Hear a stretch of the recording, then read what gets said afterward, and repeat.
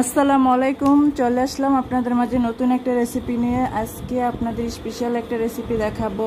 খুবই সহজভাবে বিকেলের একটা নাস্তা বা মেহমান আসলো এটা ঝটপট করে রান্না করা যায়।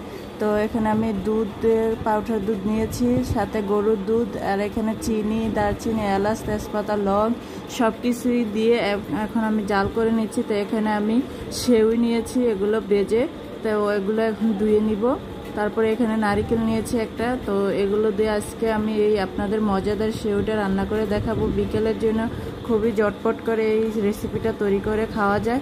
তো আমি আপনাদের এই রেসিপিটা দেখাচ্ছি কিভাবে রান্না করতে হবে। তো সম্পূর্ণ ভিডিওটা দেখতে থাকুন, দেখলেই বুঝতে পারবেন। তো এখানে আমি অনেকক্ষণ দুধটা জাল করে নিয়ে সেউটা ধুয়ে এখন আমি দিয়ে দিলাম। তো এটা আমি একদম ঘন করে রান্না করব। দুধটা একদম ঘন করে নিয়েছি, তারপর দুধটা এখন ঘন করে নিয়ে তারপরে সেউটা দিয়ে দিলাম। তো এটা আমি খুব মজাদার করে রান্না করব।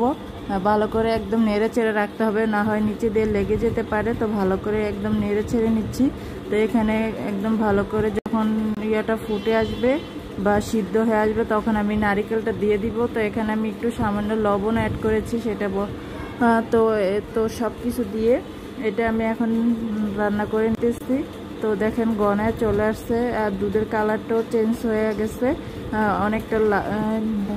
অনেক সুন্দর একটা গ্রান স্মেল চলে আসছে।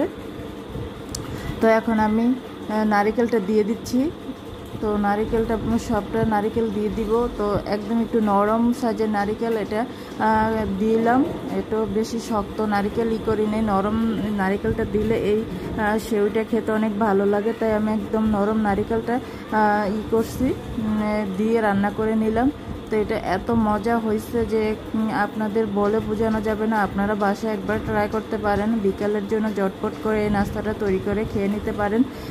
আপনারা মুড়ি দিয়েও খেতে পারেন বা খালিও খেতে পারেন, এমনিও খেলে অনেক ভালো লাগে, মুড়ি দিয়েও খেলে অনেক ভালো লাগে। যেভাবে খেতে ভালোবাসেন তো সেভাবেই খেতে পারেন। তো অনেক সুন্দর করে এই রেসিপিটা তৈরি করে নিলাম। তো অনেকগুলো রান্না হয়েছে, যেহেতু ফ্রিজে কিছুটা রেখে দিব আর বাকিটা খেয়ে নিব।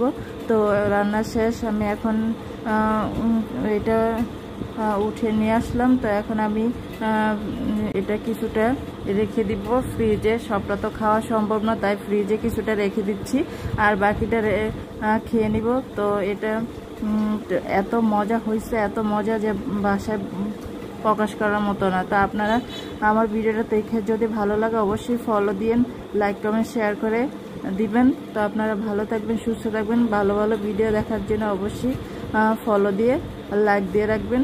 ভালো থাকবেন, সুস্থ থাকবেন। আল্লাহ হাফেজ, বাই বাই, টাটা।